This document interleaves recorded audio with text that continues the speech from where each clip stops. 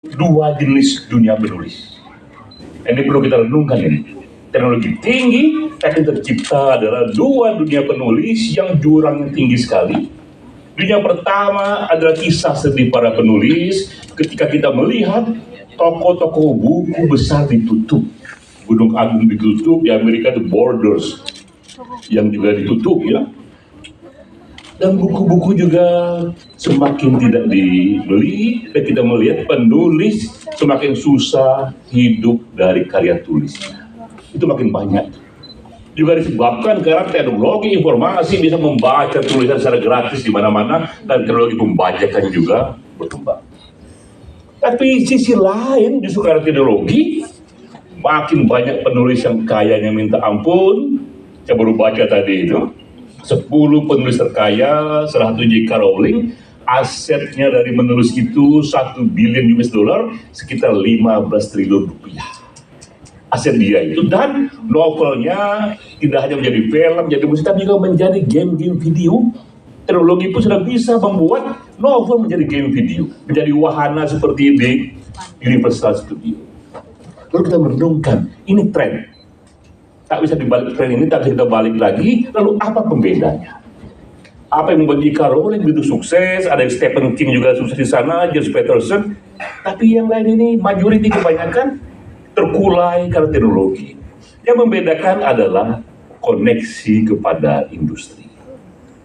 Maka semua karya-karya tulis yang masuk industri, masuk TV, masuk ke Netflix, masuk ke layar lebar, itu yang bertahan.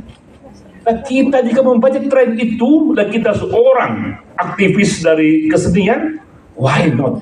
Kita mencoba juga masuk ke sana, sekecil apapun ikhtiar itu, tapi pelan-pelan kita tahu jalan pertama sudah dibuat.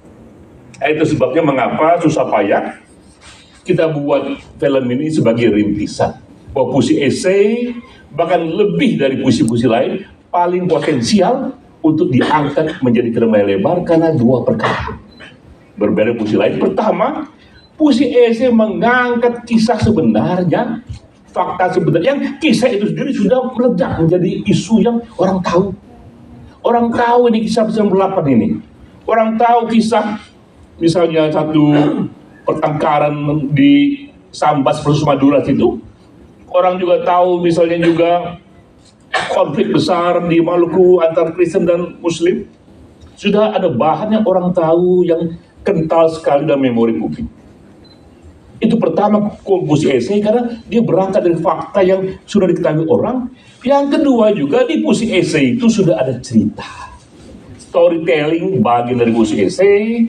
Dan memang kita mengatakan bahwa kekuatan puisi esai terutama di samping kata-kata yang indah, tapi terutama pada keindahan ceritanya itu yang menyentuh itu. Sehingga dengan sendirinya, dengan fakta yang kuat, dengan plot-plot yang sudah ada, dia lebih mudah sekali diterjemahkan menjadi film lebar, masuk ke TV, masuk ke Netflix, masuk ke bioskop. Nah, itulah masa depan ekonomi bagi para penyair. Apakah kita berhasil atau tidak, itu kita upayakan. Tapi kita sudah mencoba itu, Mbak Denok salah satunya dengan teman-teman, sudah menerjemahkan puisi esai menjadi skenario film. Jika saya tak salah sudah berjumlah 35 skenario. Dari puisi esai, dari Aceh sampai Papua, termasuk juga karyanya Mbak Kemalawati ya, dan lain-lain, sudah menjadi skenario film. Kenapa dikerjakan? Karena kita tahu ujung dari semua ini nanti, tren zaman itu adalah dia harus mencoba masuk industri dan nanti sejarah melihatnya.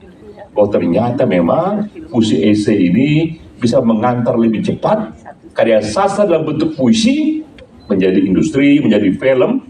Selama ini novel menjadi film, pelan-pelan puisi esai pun menjadi film. Jadi hari kedua itu visionnya. Hari pertama tadi puisi esai masuk ke kampus. Hari kedua puisi esai masuk ke bioskop, ke TV, dan ke Netflix. Demikian kira-kira.